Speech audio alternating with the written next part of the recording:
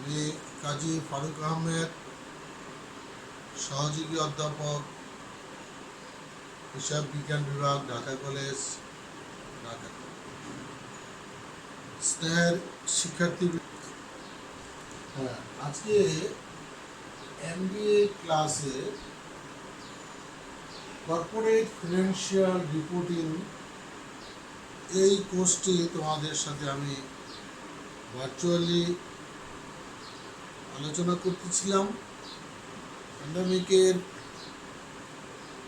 প্রায় শুরু থেকেই আমরা ঢাকা কলেজ যখন ভার্চুয়াল সিস্টেমে আমাদের শিক্ষার্থীদের সাথে পড়াশোনা চালিয়ে যাচ্ছিলাম, তখন থেকে আমি কর্পোরেট ফিনান্সিয়াল রিপোর্টিং এই কোর্সটি নিয়ে আলোচনা করছি। আজ 18 অক্টোবর 2020। আজকে অনলাইন ক্লাসে MBA শিক্ষার্থীদের স্বাগত জানিয়ে আমি আমার পড়াশোনায় যাচ্ছি। আজকে তোমাদের সাথে আমি আলোচনা করব কম্প্রিহেন্সিভ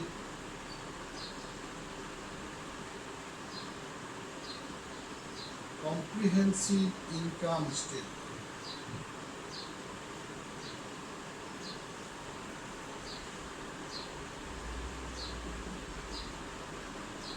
কম্প্রিহেন্সিভ ইনকাম স্টেটমেন্ট বিশদ আয় বিবরণ। শিক্ষার্থীবৃন্দ, তোমরা ইনকাম স্টেটমেন্টের সাথে ইতিমধ্যেই পরিচিতি লাভ করেছ এবং এটা তোমরা আরও পিছনের ক্লাস থেকে ইনকাম স্টেটমেন্ট করে আসতেছো। আজকে আমরা নতুন শব্দ কম্প্রিহেন্সিভ ইনকাম স্টেটমেন্ট, ঠিক নতুন নয়, এর পূর্ববর্তী ক্লাসটি কম্প্রিহেন্সিভ ইনকাম স্টেটমেন্টের কথাটা আমি তোমাদের সাথে সূচনা করেছিলাম। যাই, আজকে কম্প্রিহেন্সিভ ইনকাম স্টেটমেন্টে যাওয়ার পূর্বে আমি বলবো যে কম্প্রিহেন্সিভ ইনকাম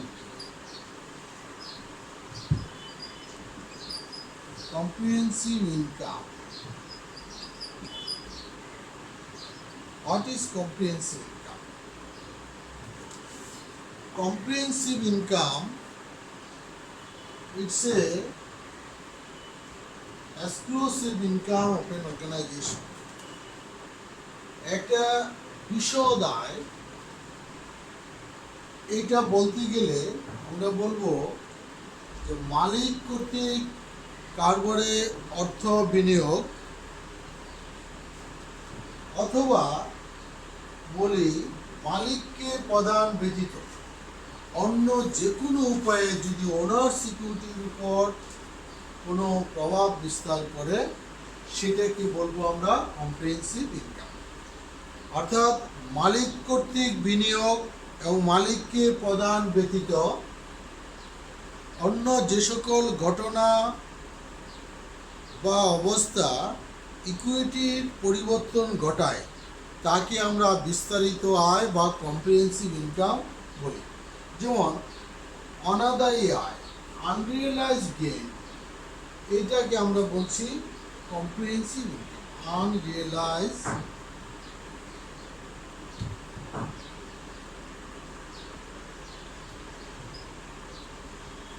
আনরিয়েলাইজড গেইনস অথবা লস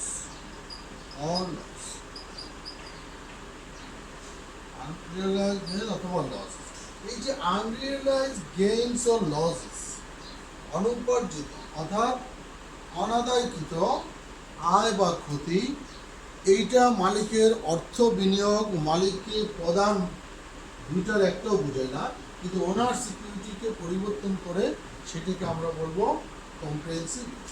অর্থাৎ ওনার সিকিউরিটি, মালিকের সত্তা, capital plus income minus expense minus duties, এটা হলো মালিকের সত্তা বা ওনার সিকিউরিটি। এইখানে ইনকাম অ্যান্ড এক্সপেন্স তো আছে, ড্রয়িংসও আছে, এছাড়া আরও কিছু অস্বাভাবিক কোনো কারণে যদি কোনো ইনকাম বা লস হয়, যাহা মালিকের ওনার সিকিউরিটিকে পরিবর্তন করে, সেটাকে আমরা বলবো কম্প্রিহেন্সিভ ইনকাম। তাহলে এখন প্রশ্ন হলো what is comprehensive income statement? বিশদ আয় বিবরণী। বিশদ আয় বিবরণী বলতে ওরকম একটা আয় বিবরণীকে বোঝায় যে আয় বিবরণীর মাধ্যমে একটি প্রতিষ্ঠান নির্দিষ্ট সময়ের পরে প্রতিষ্ঠানের লাভ ক্ষতি এবং ওভারঅল পারফরমেন্স জানতে পারে, সেটাকে বলবো আমরা কম্প্রিহেন্সিভ ইনকাম স্টেটমেন্ট। অর্থাৎ যে ইনকাম স্টেটমেন্টের মাধ্যমে কোম্পানির সমস্ত একটা প্রতিষ্ঠানের সমস্ত মুনাফা জাতীয় আয় এবং মুনাফা জাতীয় ব্যয় একটি বিস্তারিত স্টেটমেন্টের মাধ্যমে প্রকাশ করা হয়, সেটাকে বলবো আমরা comprehensive income statement. Comprehensive income statement also income statement which are prepared in ordinary course of business. এখন এই কম্প্রিহেন্সিভ ইনকামটাকে যদি আমি একটা ডায়াগ্রাম আকারে সাজাই, তাইলে আমি এরকম বলতে পারি, এইটাকে যদি আমি বলি রেভিনিউ, এরকম একটা রেভিনিউ যদি হয় এত টাকা, এই রেভিনিউর সাথে এই যে এক্সপেন্স,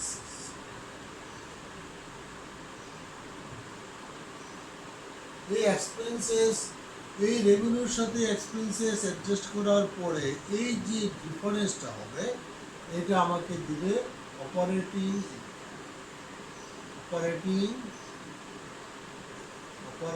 প্রফিট।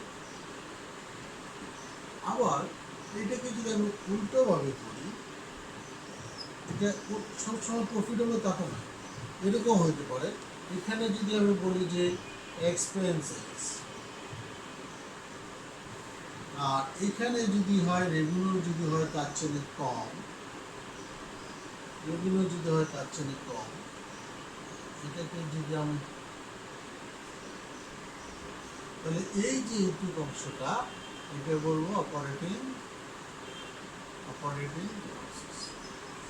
তাহলে এই যে রেভিনিউ, এই রেভিনিউর মধ্যে অল কাইন্ডস অফ রেভিনিউ, অর্থাৎ হুইচ আর রেগুলার এবং ইরেগুলার, অর্থাৎ অপারেটিং অর্ডিনারি কোর্স অফ বিজনেসের যে রেভিনিউগুলো সেগুলো আসবে এবং নন অপারেটিং এক্সপেন্সের মধ্যে operating expense, non operating expense সবগুলোকে ম্যাচ করার পরে এই কম্প্রিহেন্সিভ ইনকাম স্টেটমেন্ট পদ্ধতিতে আমাদের যে ডিফারেন্সটা সৃষ্টি হবে এটা নেট প্রফিট শো। ঠিক এটা উল্টাটাও বলতে পারি যে আমাকে সবসময় নেট প্রফিট শো করবে, আমি এই ধারণায় সবসময় থাকতে পারি না, আমাকে নেট প্রফিট যেখানে আছে সেখানে নেট লসও হতে পারে।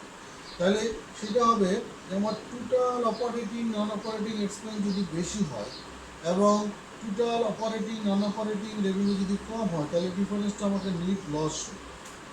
এইটা যদি এরকমভাবে গ্রাফিক্যালি না সাজিয়ে আমি যদি স্টেটমেন্ট আকারে বলি, আমি যদি একটা বিবরণ আকারে বলি, তাহলে সেটা হবে আমার কম্প্রিহেন্সিভ। মানে what is the importance and necessity of comprehensive income statement? এই কম্প্রিহেন্সিভ ইনকাম স্টেটমেন্টের কি প্রয়োজন, কি বা গুরুত্ব আছে? কম্প্রিহেন্সিভ ইনকাম স্টেটমেন্টের প্রথম কথা, ডিটারমিনেশন ফিনান্সিয়াল রেজাল্ট। আমাকে কম্প্রিহেন্সিভ ইনকাম স্টেটমেন্টে প্রথম কাজ হলো ডিটারমিনেশন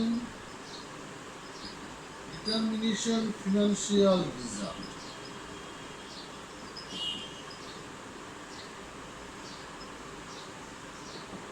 আর্থিক ফলাফল।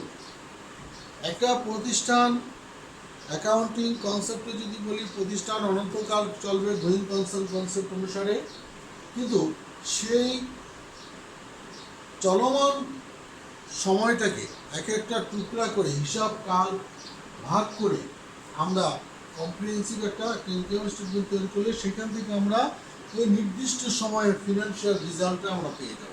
অর্থাৎ প্রতিষ্ঠান কী পরিমাণে লাভ করছে, কী পরিমাণে লস করছে, এটা জানতে পারবো। তারপরে বলতে পারবো provide a basis for predicting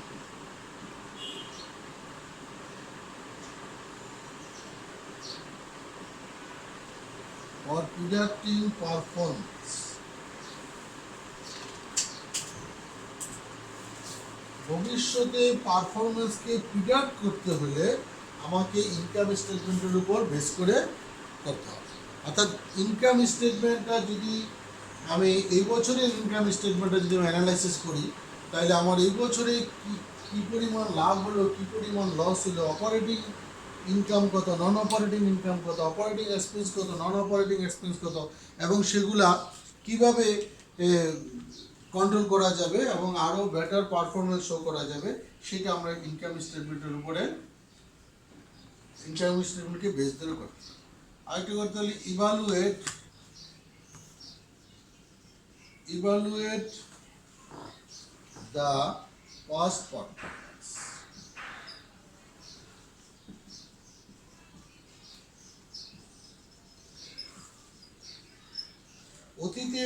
অতীতের দক্ষতাকে ইভালুয়েট করতে হবে। তারপরে যদি বলি help to assess the risk and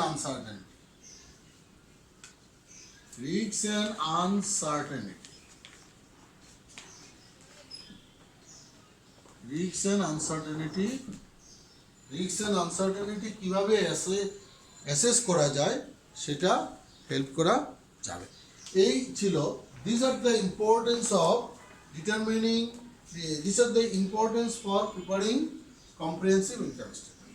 এখন এই কম্প্রিহেন্সিভ ইনকাম স্টেটমেন্টে এই যে আমরা ফিনান্সিয়াল রেজাল্ট আমরা করতে পারি, ডিটারমাইন করতে পারি, আমরা ইভালুয়েট করতে পারি যে কিভাবে অতীতের পারফরমেন্সটা কীভাবে ইভালুয়েট করতে পারি, ভবিষ্যতের কোনো প্রিডিক্ট করতে গেলে ইনকাম স্টেটমেন্টের উপর বেসিস করে করতে পারি, এবং এটা আমাকে হেল্প করবে how can we assess the risk of uncertainty in future time.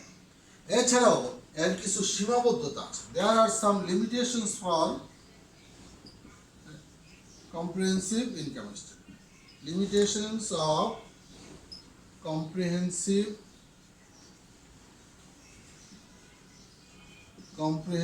Income statement.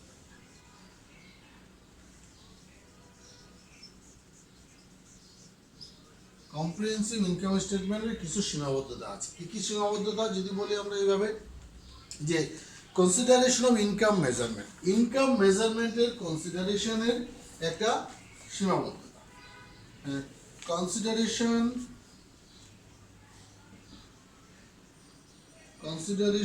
Of income measurement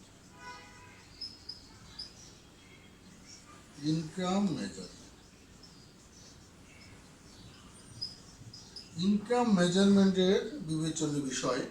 কারণ ইনকাম মেজারমেন্টটা কীভাবে ইনকাম মেজার হবে, how can we measure our income, it's a one kind of limitation.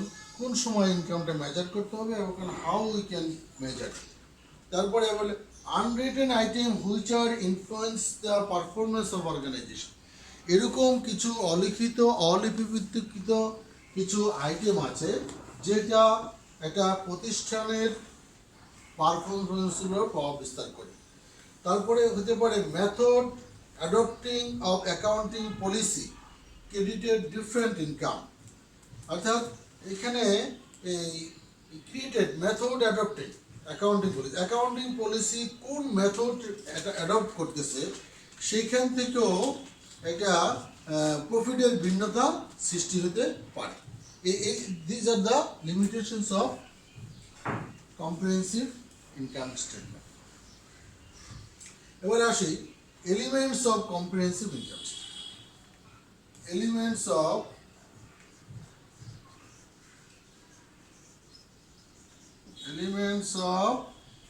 Comprehensive income statement. Income স্টেটমেন্টের কি কি উপাদান থাকতে পারে? এটা কম্প্রিহেন্সিভ ইনকাম স্টেটমেন্টের এখানে বিশদ আয় বিবরণীর মধ্যে কি কি উপাদানের সমন্বয় বিশদ আয় বিবরণী তৈরি করা যাবে। প্রথম হলো রেভিনিউর একটা বিরাট প্রভাব থাকবে, রেভিনিউ থাকবে।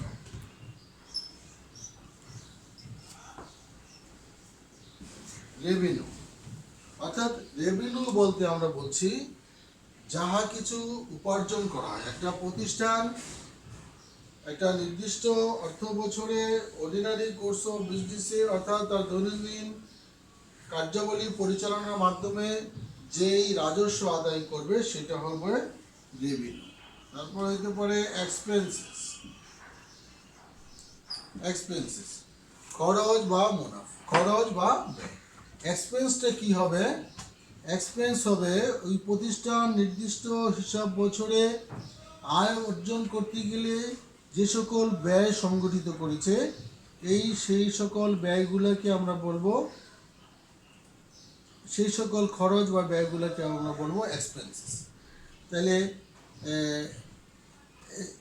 তাহলে আমরা দেখা যাচ্ছে যে ব্যবসায়ের প্রধান মূলক কর্মকাণ্ড পরিচালনার জন্য নগদ অর্থের বহির্গমন, সম্পত্তি হ্রাস অথবা দায় হ্রাস, এইগুলা আমরা। তারপর হইতে পারে কি গেইনস, গেইন হইতে পারে কি লসেস, লসেস। এইটা statement of financial accounting concept 6-এ বলা আছে। এই স্টেটমেন্ট অফ ফিনান্সিয়াল কনসেপ্ট 6-এ এখানে আমাদের বলা আছে expense means out of flow or other using of asset or incurrence of liabilities during a period from delivering of producing goods and services or carrying and other activities continue that entries ongoing major central operation। আমরা এখানে বলবো ব্যবসায়ের মূল কর্মকাণ্ড পরিচালনার জন্য নগদ অর্থের বহির্গমন, সম্পত্তিরা সেটা আমাদের সেটা এগুলো এখানে। কিন্তু এখানে হলো যে লাভ হলো যে গেইন বলছি, লাভ হলো ব্যবসায়ের সংগঠিত এমন কোনো ঘটনা যা লেনদেন দ্বারা ব্যবসার নিট সম্পত্তিকে বৃদ্ধি করে। অর্থাৎ এই গেইন হলো এমন একটি ঘটনা, এরকম একটি লেনদেন যা ব্যবসায়ের নিট সম্পত্তিকে বৃদ্ধি করে। আর লস ঠিক উল্টাটা, এইটাও একটি লেনদেন যা ব্যবসায়ের নিট সম্পত্তিকে হ্রাস করে বা লাইবিলিটিকে বৃদ্ধি করে।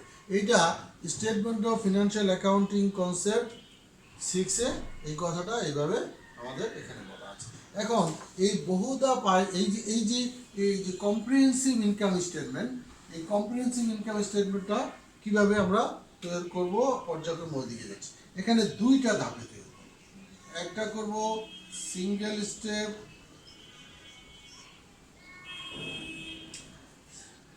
Single step comprehensive income.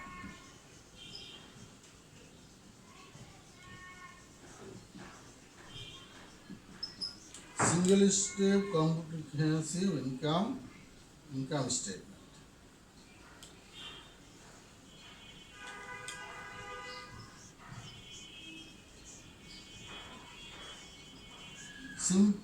Single step comprehensive income statement মানে একটা পায় বিবরণী, একটা পায় বিবরণী। এটা খুব সহজ এবং ছোটোখাটো ব্যবসা প্রতিষ্ঠানে এগুলোই এইভাবে করে থাকে। রেভিনিউ, যত রকমের রেভিনিউ আছে আমরা একত্র করব। রেভিনিউ বলতে এখানে হইতে পারে সেলস রেভিনিউ, হইতে পারে সেলস রেভিনিউ, এটা একটা হইতে পারে। আবার কি হতে পারে gain on disposal of asset, gain on disposal of asset, অর্থাৎ সম্পত্তি বিক্রয়জনিত করে মুনাফা হইতে পারে। ইন্টারেস্ট ইনকাম হইতে পারে, ইন্টারেস্ট ইনকাম হইতে পারে, ইন্টারেস্ট ইনকাম হইতে পারে। আরও ইনকাম হইতে পারে ইনকাম ফ্রম ডিভিডেন্ড হইতে পারে, ডিভিডেন্ড ইনকাম ফ্রম ডিভিডেন্ড হইতে পারে। আর হইতে পারে আদার্স, আরও কিছু ইনকাম থাকতে পারে, আদার ইনকাম। এই সবগুলা ইনকাম যদি আমি যোগ দিই তাহলে আমার হবে total income, total revenue, total revenue. এই টোটাল রেভিনিউ থেকে আমাকে বাদ দিতে হবে টোটাল এক্সপেন্স। এখানে এই টোটাল রেভিনিউ থেকে আমাকে এক্সপেন্সগুলো বাদ দিতে হবে। এক্সপেন্সগুলোর মধ্যে কি থাকতে পারে? এক্সপেন্সগুলোর মধ্যে হতে পারে কস্ট অফ গুডস সোল্ড। যদি এটা ব্যবসা প্রতিষ্ঠান হয়ে থাকে, কস্ট অফ গুডস সোল্ড, এটা আমাকে আলাদা টিকা করে বের করে নিতে হবে। কস্ট অফ গুডস সোল্ড, আমরা এটাকে যদি এ লিখি, কস্ট অফ গুডস সোল্ড হতে পারে। তারপরে সেলিং এক্সপেন্স হতে পারে,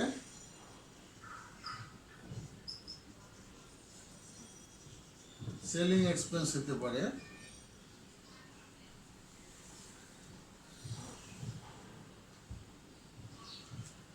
হতে পারে general and administrative expense,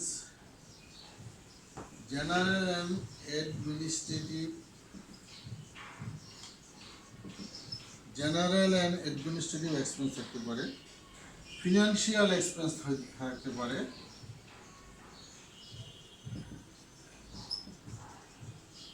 financial expense হতে পারে, ইন্টারেস্ট এক্সপেন্স হতে পারে। সবগুলা যোগ করলে আমাদের হবে এখানে টোটাল, টোটাল এক্সপেন্সেস। এটাকে যদি আমি বলি পি, তাহলে সি হবে, তাহলে সিতে আমাদের বের হবে net income, net operating, net operating income.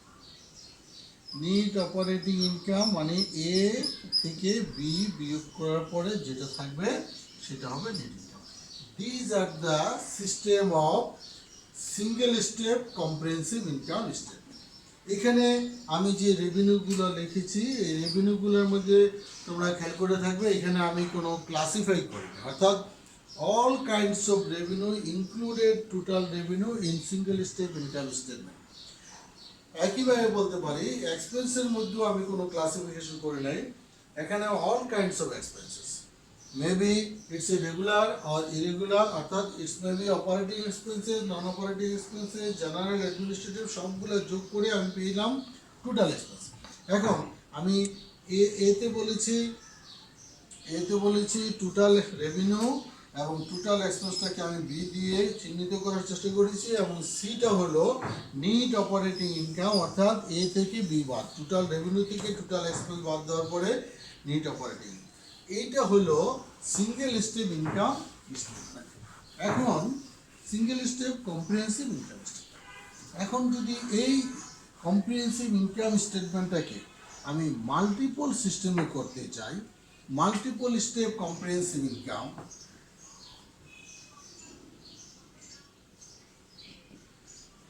multiple step comprehensive income statement,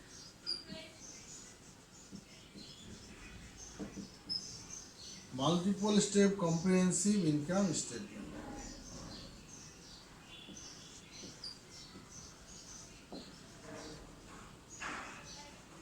বহুদা পায়, multiple step comprehensive income statement বহুদা পায় বিবরণী।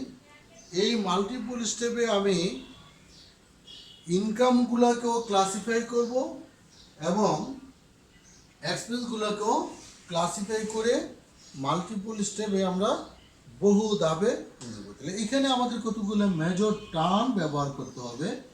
এইগুলো হলো কতগুলো টার্ম যদি আমি ব্যবহার করি, তাহলে বলি প্রথমে একটা হলো sales or service revenue, sales revenue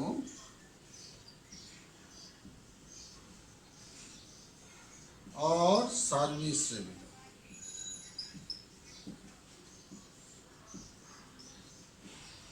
sales or service revenue, যদি এটা ট্রেনিং কনসার্ন হয় তাহলে সেলস রেভিনিউ হবে, আর যদি সার্ভিস ওরিয়েন্টেড কনসার্ন হয় তাহলে এটা সার্ভিস থেকে যে রেভিনিউ আসবে সেটা, অর্থাৎ এই টার্মটা আমাদের এটা লাগে। তারপরে আমাদের বের করতে হবে cost of goods sold, cost of goods sold নির্ণয় করতে হবে। কস্ট অফ গুডস সোল্ড বিক্রিত পণ্যের ব্যয়টা আমাদের। তারপরে আমাদের অপারেটিং এক্সপেন্স, অপারেটিং এক্সপেন্সটা কত একটা প্রতিষ্ঠানের, এটা বের করব। তারপরে non operating expense, non operating এক্সপেন্সটা কত, নন অপারেটিং এক্সপেন্সটা নির্ণয় করতে হবে। এরপরে আমাদের আসতে হবে নন অপারেটিং ইনকাম, নন অপারেটিং রেভিনিউ, ইনকাম মানে নন অপারেটিং রেভিনিউ। এই যে পাঁচটা ব্রড হেডিংয়ে এগুলা যদি আমি স্তরে স্তরে সাজাই, তাহলে আমার মাল্টিপল স্টেপ ইনকাম স্টেটমেন্টের প্রস্তুতিটা আমাদের হয়ে যাবে। তো আমাদের প্রথমে মাল্টিপল স্টেপে যদি আমার ইনকাম স্টেটমেন্ট প্রস্তুত করতে হয়, আমাকে শুধু অপারেটিং সেলস রেভিনিউ বের করতে হবে, অর্থাৎ অপারেটিং সার্ভিস রেভিনিউটা প্রথমে বের করতে হবে। তারপরে যদি সেটা ব্যবসা প্রতিষ্ঠান হয়, তাহলে কস্ট অফ গুডস সোল্ড নির্ণয় করতে হবে। এখন এগুলোর সাথে পর্যায়ক্রমে কিভাবে ইন্টারেকশন হয়ে আমরা যাব একটু পরে আমি দেখাচ্ছি।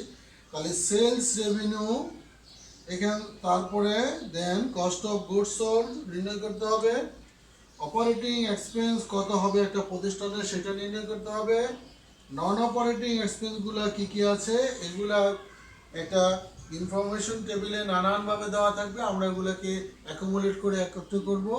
তারপরে নন অপারেটিং রেভিনিউ, এগুলো ওই ইনফরমেশন থেকে আমরা বের করে এই টার্মগুলা আমরা মাল্টিপল স্টেপ কম্প্রিহেন্সিভ ইনকাম স্টেটমেন্টে ব্যবহার করব।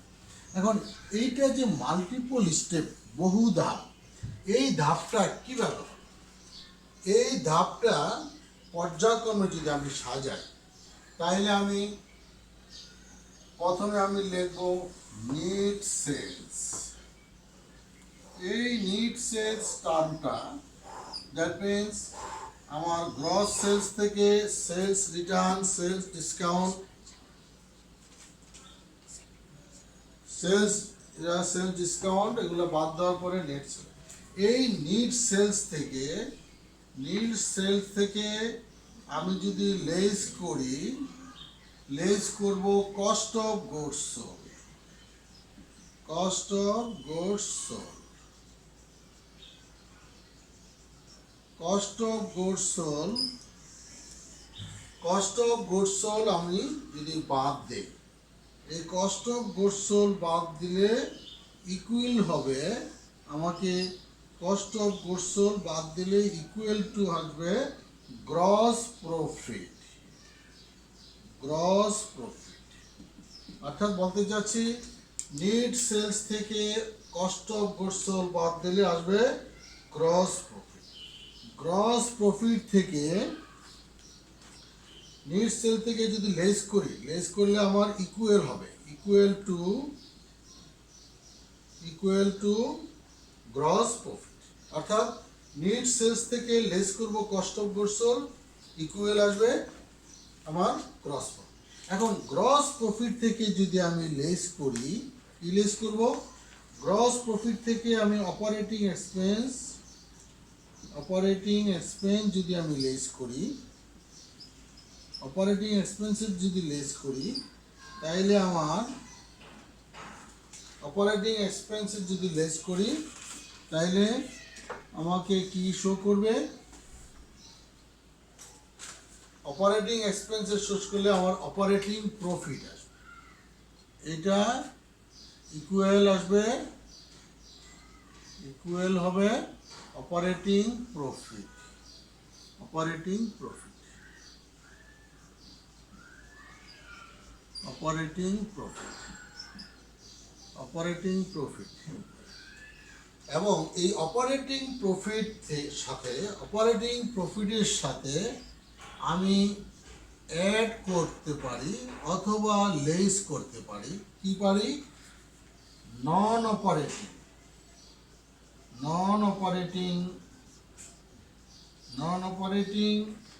Income, non operating income or losses. অর্থাৎ অপারেটিং প্রফিটের সাথে নন অপারেটিং ইনকাম হলে অ্যাড হবে এবং নন অপারেটিং লস হলে লেস হবে। এইটা আমাকে দিবে, এইটা করার পরে ইকুয়াল হবে, আসবে আমার নিট প্রফিট। আমার আসবে নিট প্রফিট। এই যে এরকম অনেকগুলা ধাপ মেনটেন করা, এই যে ধাপগুলা মেনটেন করে কাজগুলা করা একটা স্টেটমেন্ট আকারে, সেই কারণে এটাকে আমরা বলবো মাল্টিপল স্টেপ ইনকাম স্টেটমেন্ট। আজকে এমবিএ শিক্ষার্থীবৃন্দ, তোমাদের সাথে আজকে যে কম্প্রিহেন্সিভ ইনকাম স্টেটমেন্ট নিয়ে আলোচনা করছিলাম, এই কম্প্রিহেন্সিভ ইনকাম স্টেটমেন্টটা যদি আরও একটু সামারি করি ক্লাসের শেষ প্রান্তে, তাহলে আমরা ধরবো কম্প্রিহেন্সিভ ইনকাম স্টেটমেন্ট করার আগে তোমাদেরকে আমি ডিফাইন করার চেষ্টা করেছি যে what is comprehensive income. Comprehensive income হলো সেই ইনকাম যেটা মালিকের বিনিয়োগ, মালিককে প্রদান ব্যতীত অন্য যে কোনো দফা বা লেনদেন যাহা ওনার সিকিউরিটিকে প্রভাবিত করে, সেগুলোকে আমরা বলবো কম্প্রিহেন্সিভ ইনকাম। এখন এই কম্প্রিহেন্সিভ ইনকাম, কিন্তু আজকে আলোচনার বিষয়টা হলো comprehensive income statement. Comprehensive income statement একটা বিশদ আয় বিবরণী। এই বিশদ আয় বিবরণীটা আমি সাম আপ করছি। বিশদ আয় বিবরণীটা দুইটা অংশে করতে পারি, দুইটা মেথডে করতে পারি, দুইটা পদ্ধতিতে। একটা করতে পারি সিঙ্গেল স্টেপ ইনকাম স্টেটমেন্ট ফর্মে, আর একটা করতে পারি মাল্টিপল স্টেপ ইনকাম স্টেটমেন্ট ফর্মে। সিঙ্গেল স্টেপ ইনকাম স্টেটমেন্ট ফর্মে একেবারে ভেরি ইজি, এবং ছোটোখাটো প্রতিষ্ঠানে আমরা সেগুলোই করব, টোটাল ইনকাম থেকে টোটাল এক্সপেন্স বাদ। কিন্তু যখনই মাল্টিপল স্টেপ বলবে তখন আমরা এরকম একটি ধাপের মাধ্যমে পর্যায়ক্রমে আমরা যেই ধাপে ধাপে ইনকাম এবং এক্সপেন্সের সাথে ইন্টারাকশন ঘটায় নিট প্রফিট নির্ণয় করবো, সেটাকে আমরা বলবো মাল্টিপল স্টেপ ইনকাম স্টেটমেন্ট। স্নেহের শিক্ষার্থীবৃন্দ, বিশ্বের এই মহামারী যুগে তোমরা স্বাস্থ্যবিধি মেনে বাসায় অবস্থান করছো এই প্রত্যাশা করি, এবং আশা রাখি তোমরা সুস্থ থাকবে, আমাদের জন্য দোয়া করবে, এবং এই ঢাকা কলেজের এই যে ভার্চুয়াল ক্লাস সিস্টেম, এটার সাথে তোমরা যোগাযোগ রাখবে। কারণ আমরা প্যান্ডামিক এর প্রাদুর্ভাব যখন শেষ হবে তারপরে আমরা রেগুলার ক্লাসে ফিরে যাব, আবার পরীক্ষায় বসে যাব। কিন্তু এইভাবে দীর্ঘদিন বাসায় অবস্থান করার জেনে আমাদের সাথে ভার্চুয়ালি ক্লাসগুলো যদি তোমরা অ্যাটেন্ড করো, তাহলে তোমরা প্রত্যেকটা কোর্সের গভীরে যেতে পারবে এবং নিজেরাও কিছু পড়াশোনা করে পাঠোদ্ধার করার ব্যবস্থা করতে পারবে। আমার বিশ্বাস যে প্যান্ডামিকের পরপরই তোমাদের পরীক্ষা এবং নানান রকমের ব্যস্ততা শুরু হয়ে যাবে। সেই ফাঁকে আমরা কিছু কোর্স তোমাদের সাথে আলোচনা করে এগিয়ে নিয়ে যাচ্ছি। তোমরা সবাই ভালো থাকবে, তোমাদের সবাইকে শুভেচ্ছা, এবং স্বাস্থ্যবিধি মেনে বাসায় অবস্থান করবে, আমাদের জন্য দোয়া করবে। তোমাদের জন্য আমার স্নেহ রইল। সবাইকে ধন্যবাদ জানিয়ে আজকে ক্লাস এখানে শেষ করছি। ধন্যবাদ সবাই।